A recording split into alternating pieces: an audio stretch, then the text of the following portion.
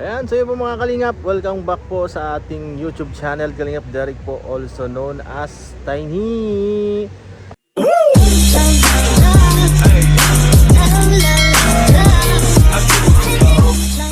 So yun po, isang pagbalang araw, ay gabi pala kasi gabi na dito. Ayan. So ngayon po ay nandito tayo sa beach, no?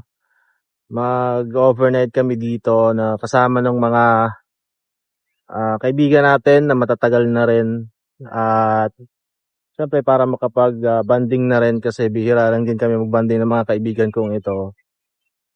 And siyempre pala mga Kalingap, sa mga hindi pa po nakapag-subscribe dyan sa ating YouTube channel, subscribe na po tayo guys. At sa mga hindi pa po nakapag-follow sa ating Facebook page, follow na po tayo guys. And then mga Kalingap, sa ngayon ay dito tayo sa tabing dagat. Ayan, nakikita nyo naman. Ayan, tabing dagat. So, dito tayo ngayon sa tabing dagat dahil nag-aayaan lang din po ang mga magkakaibigan. And ayun, para makapag naman tayo, makapag relax, no? At tawag doon, yung makapag-isip-isip, di ba, sa mga nangyayari, no? Siyempre, unang-una sa sarili natin, sa buhay natin, no? So, kung ano na bang mga plano ang dapat nating gawin sa ngayon, kung ano na ba dapat nating fokusan, di ba? Kung ano bang nangyayari, mga nangyayari sa atin ngayon, di ba? Kung anong dapat pa nating baguhin, improve, no? Kasi may mga yung mga ilang bagay na siyempre bumabagabag lang sa atin, sa isip natin, no? Ang daming mga pumapasok sa isip natin na what if ganto, ganyan, 'di ba? So, ano na ba yung dapat nating gawin? Mga ganong bagay. At sakto lang yung mga pagkakataong ito na nagyaya yung mga kaibigan natin dito sa tabing dagat para makapag-relax, no? At makapag-isip sa mga bagay-bagay, about sa buhay natin. And ayan, syempre siguro dito yung mga kasama natin dito sa cottage natin, yung cottage na yan. Yan yung cottage na yan, tinuturo natin.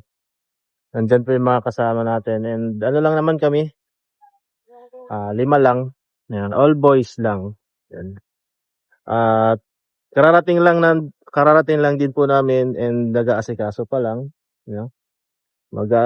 Prepare pa lang ng mga lulutuin, ganyan. And mamaya, siguro mag-happy-happy naman kami. At sa ngayon po, sige dito muna tayo. Ipa tayo dito sa sa bakanting cottage na may ilaw. So, dito tayo. So, dito tayo. Ayan, so mas maliwanag dito. Dito lang yung mga kasama ko sa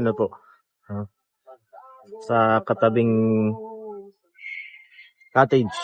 So, ayan. Pawisan tayo kasi grabing init po dito ngayon. Walang hangin. Nasa tabing dagat na kami pero walang kahangin-hangin. Kaya sobrang init po. Pasensya na kung pawis na ako sa paningin ninyo. Ayan.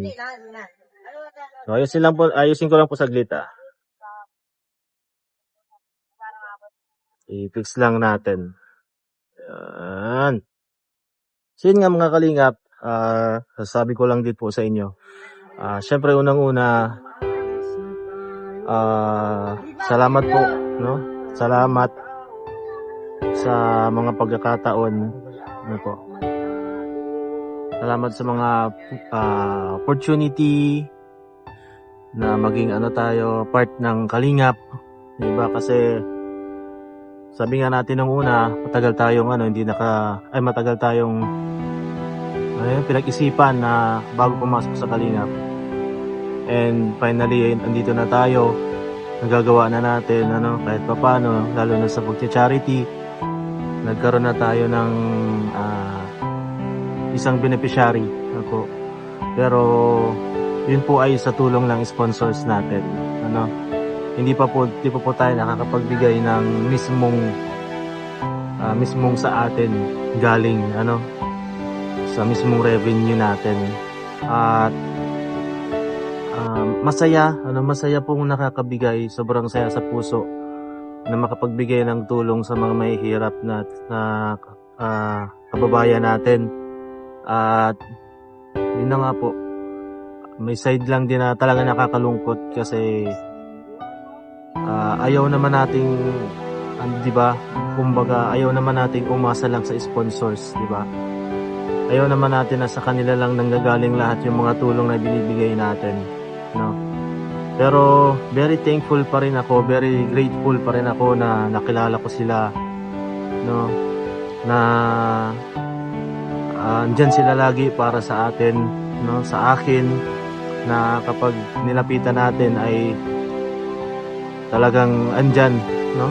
Talagang nagbibigay agad sila ng tulong para sa pag-charity natin, no?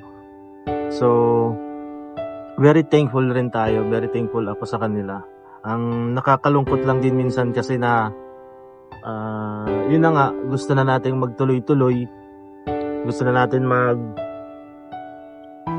dire-diretso ng pag-charity, kaso wala pa rin po talaga hanggang ngayon. Hindi pa talaga kaya. Totally, halos wala pa tayong revenue. Ano po, so hindi pa natin magawa yung mga, syempre, yung mga ginagawa ng mga iba nating kasama. Alam na siya, katulad ni Kalingap Rab, kaya tayo sumali dito sa Kalingap is talagang na-inspire rin ako sa kanya, no? Na-inspire ako sa lahat ng mga ginawa niya, lalo na sa pagtutulong. Ano po, and ayun nga,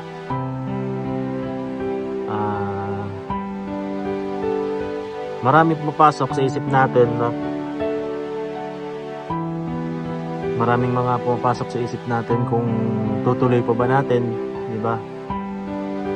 At alam naman natin na pa lang, parang mag-iisang taon pa lang tayo dito sa pag-vlog. Mag-iisang taon pa lang tayo sa Kalingap. By September, 1 year na tayo. And hindi naman tayo na diba? Hindi naman tayo napipressure, hindi naman ako napipressure sa mga nangyayari. Kumbaga, nalulungkot lang tayo, no? Nalulungkot lang ako kasi hindi natin ayoko rin kasing tawag doon, ayokong umasa sa mga kasamahan ko lang. Ayokong umasa sa Kalingap lang. Kaya nga tayo nasa Kalingap para mag-charity. Ano po? Para tumulong sa mga tao. Kaya tayo tinawag na Kalingap. Ano po? Pero very thankful pa rin ako kasi kundi dahil sa kanila, hindi ako makikilala ng mga ibang tao. Wala akong makikilala na tawag din mga tao na nasa ibang bansa, diba? Yung mga ibang supporters ko. Ayan, salamat po. And medyo lang po, siguro naguguluhan lang din ako ng mga nangyayari, no? Siguro sa buhay ko, naguguluhan ako sa buhay ko.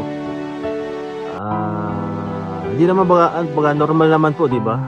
Normal naman sa mga tao na mag-overthink ka, diba?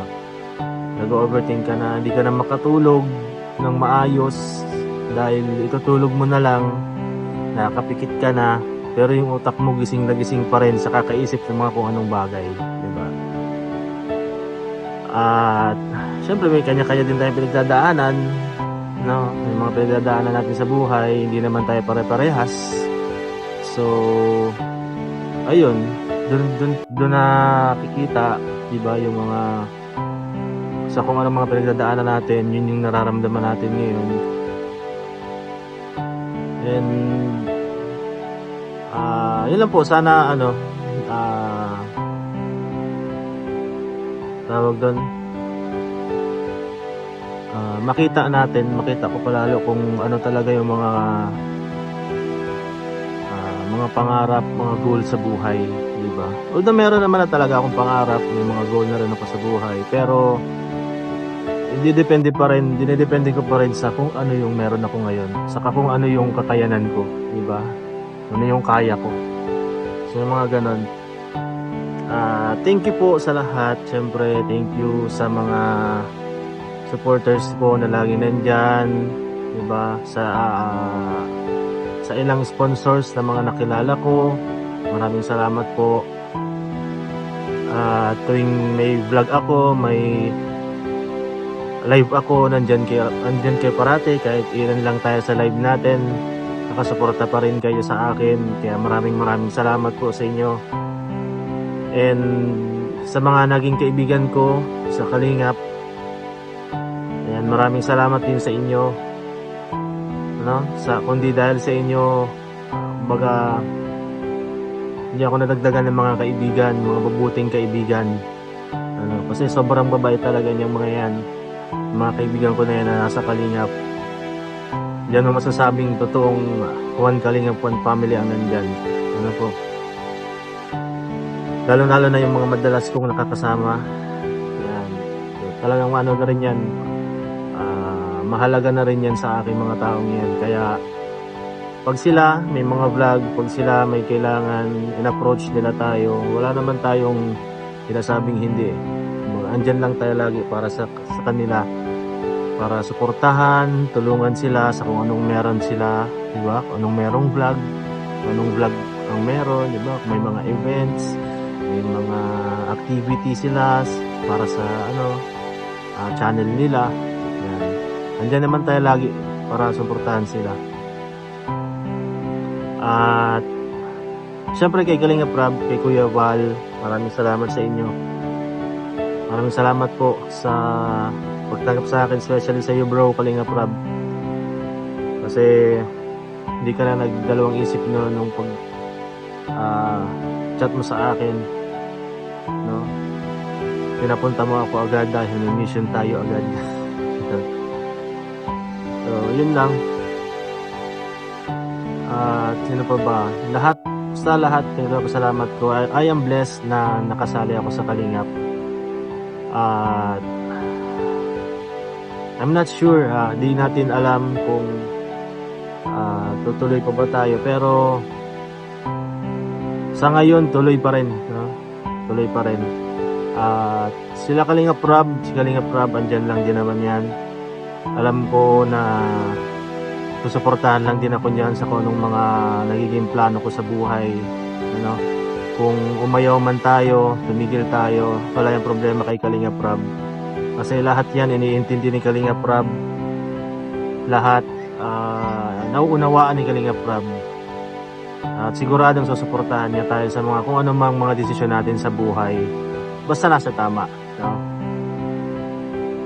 At ayun po, yun lang siguro sa ngayon. At least may nailabas tayo ngayon sa loob natin, no? Na nararamdaman natin ngayon. Baga, di natin alam, baka puno na tayo, di ba? So kailangan natin maglabas kahit papaano ng mga nararamdaman natin. And sa lahat po ng mga nanonood lagi ng vlog natin, kaya maraming salamat po. At sa mga nakanood nitong vlog kong ito, thank you so much po sa inyong suporta. At sana magtagal pa tayo, sana wag tayong magsawang sumuporta sa Kalingap. Ano man ang mangyari, patuloy pa rin sana tayong maging pamilya sa loob ng Kalingap.